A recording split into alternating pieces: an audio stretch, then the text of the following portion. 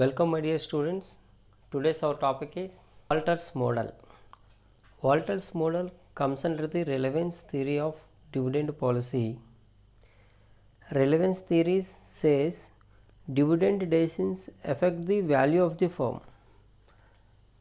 According to the Walter, the investment policy of a firm cannot be separated from its dividend policy and both are interlinked. Professor James E. Walter argued that in the long run, the share price reflected only the present value of expected dividends. Retentions, that means retained earnings, influence stock price only through their effect on future dividends. As per this model, a firm optimum dividend policy is determined based on the relationship between internal rate of return and cost of capital.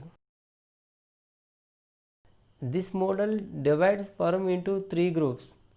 One is growth firms, second one is normal firms, third one is declining firms. Growth firms are those firms which have profitable investment projects, which provide a rate of return that is greater than cost of capital.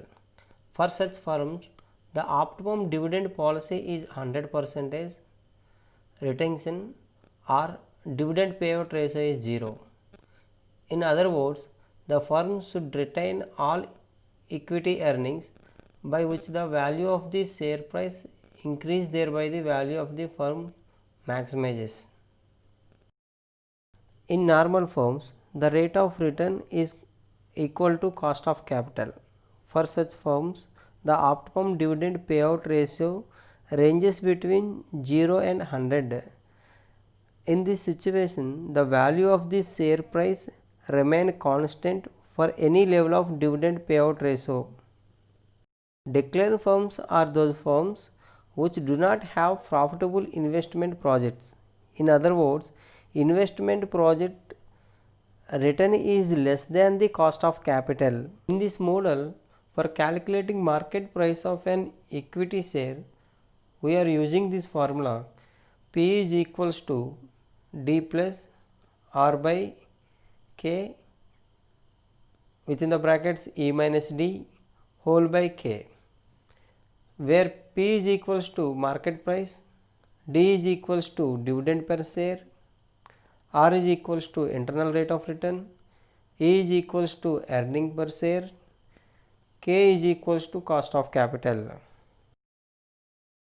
This model is based on some important assumptions. First one is the firm uses only internal finance. The firm does not use debt or equity finance. The firm has constant return and cost of capital. The firm has 100% payout. The firm has constant EPS and dividend. The firm has very long life. My dear students, for better understanding, we go with this problem. The following information is available in respect of a firm. Earning per share EPS is equals to 40 rupees. Capitalization rate is 10%. Assumed rate of return 13%, 10% and 8%. Now you are required to calculate the effect of dividend payment on the market price with using of Walter model when dividend payout ratio is, if it is a 0%, if it is a 25%, if it is a 50%, and if it is a 100%. If you observe this particular problem, we have three categories of rate of returns, that is 13%, 10% and 8%. Again, four category of dividend payout ratios, that is 0%, 25%, 50% and 100%. And now look at this table. This table clearly explains the different category of rate of returns and dividend payout ratios. In first column, there is a formula for P value, that is market value, and in second column R greater than 0, that means if R is equals to 13%, K is equals to 10%, and second category R is equal to K0, R 10% and K0 also 10%, and fourth column R less than K0, that means 8% less than 10%, and again comes under the first column. We have four category of dividend payout ratios: 0%, 25%, 50% and 100%. In this slide we just show 0% and 25%, and next slide you can show the 50% and 100%. Okay, when dividend payout ratio is equals to 0, that means firm did not pay any dividend to equity shareholders. That means you observe the above formula, P is equals to D plus R by cost of capital E minus D divided by cost of capital. So where D is equals to 0, because dividend payout ratio is 0%, that means dividend is 0, and R at the first condition R greater than K0 you consider as a 13%, comma in second category R is equals to K0, in that condition R is equals to 10%, that means 0.10, and in the third category, that is R less than K0, the R value is 8%, that means 0.8. In three conditions K value is 10%, so K is equals to 0.10. Earning means earning per share 40. So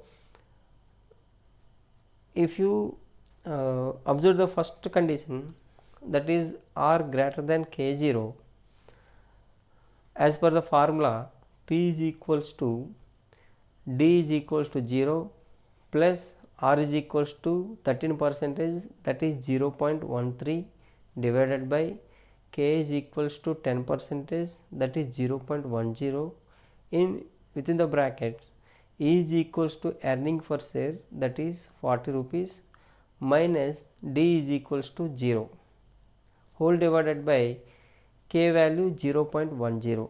The answer is 520. Coming to the R is equals to K.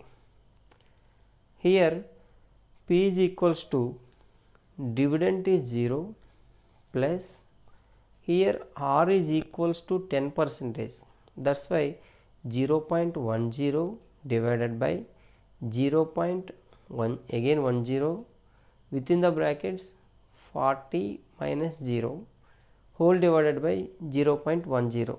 The answer is rupees 400. In the third condition, that is R less than K0, here 0 plus R value is 8%, that is 0.8, divided by K the same value 0.10 within the brackets 40 minus 0 whole divided by 0.10.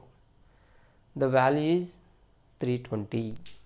Now coming to B point, that is DPR at the rate of 25%. Here DPR means dividend payout ratio. If dividend payout ratio is 25%, the dividend is rupees 10. Why? Because the total earning per share is 40 rupees, dividend is 25%, that means 40 into 25 by 100, that is equal to 10 rupees. And again for three conditions, that is r greater than KO, r equal to KO, or less than KO, we have three rate of returns, that is 13%, 10%, 8%. That's why R taking as a 0.13, 0.10 and 0.18. Here K0 overall cost of capital or cost of capital remains same, that is 0.10. Earnings are remain same, that is 40 rupees. So in first condition R greater than KO, here D is equals to 10, that's why 10 plus rate of return 13%, so 0.13 divided by cost of capital 10%, so 0.10 within the brackets E 40 rupees minus D 10 rupees whole divided by 10%, that is 0.10. So the market price is 490. In the second condition, R is equals to KO, P is equals to 10 plus 0.10 divided by 0.10 within the bracket 40 minus 10 whole divided by 0.10. Answer is 400.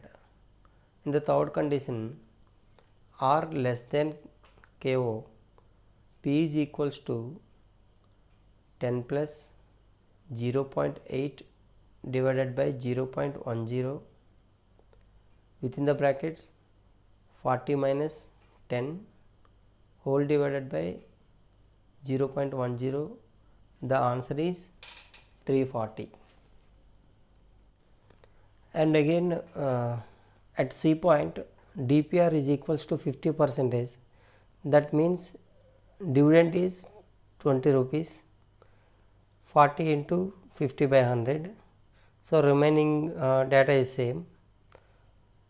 At R greater than KO, the market price is 460, and at R is equals to KO, market price is 400. At R less than K0, market price is 360. As likewise at D point, DPR is 100%, that means you are paying entire EPS as a dividend, that's why here D is equals to 40. At first point, that is A point, we are paying DPR as 0%, that's why we take as a dividend as 0. Here DPR is 100%, that's why D is equals to 40. Remaining data is same, R is equals to 0.13, 0.10 and 0.8. K0 is equals to 0.1, earning is equals to 40. So here P value at R greater than K0, KO 40 plus 0.13 divided by 0.10 within the brackets 40 minus 40 divided by 0.10. The market price of the share is equals to 400. At second condition, R is equals to K0, the market price is 400. At third condition, market price is 400. If you observe that if DPR is equals to 100% in different conditions, that is R greater than K or R equal to K or R less than K, the market price of share is remaining equal, that is 400, 400, 400. If you observe the above table, when the firm rate of return R is greater than the cost of capital, the share price decline with the increase in the dividend per share. From the above table, we can observe that the value of the share price is highest at 0 dividends, that is 520, and least at 100%, that is 400. So optimum dividend payout ratio is 0 for growth firms and comes under the R is equals to KO, that is normal firms. The share price remain and unaffected by the increase in dividend payout ratio. In other words, there is no difference between dividends and retained earnings. At 0%, the market value is 400. At 100%, the market value is 400. At 25%, the market value is 400. And again at 50%, the market value is 400. So there is no optimum payout ratio for normal firms. Normal firms means R is equals to KO, that is rate of return is equals to cost of capital. And coming to the third firm, that is decline firm, R less than KO, that means rate of return is less than cost of capital. The share price increase with the increase in dividend payout ratio. That means if you observe that at 0% dividend payout ratio, the market price is 320. At 25% dividend payout ratio, the market price is 340. At 50%, the market price is 360. At 100%, the market price is 400. So here optimum dividend payout ratio is 100%.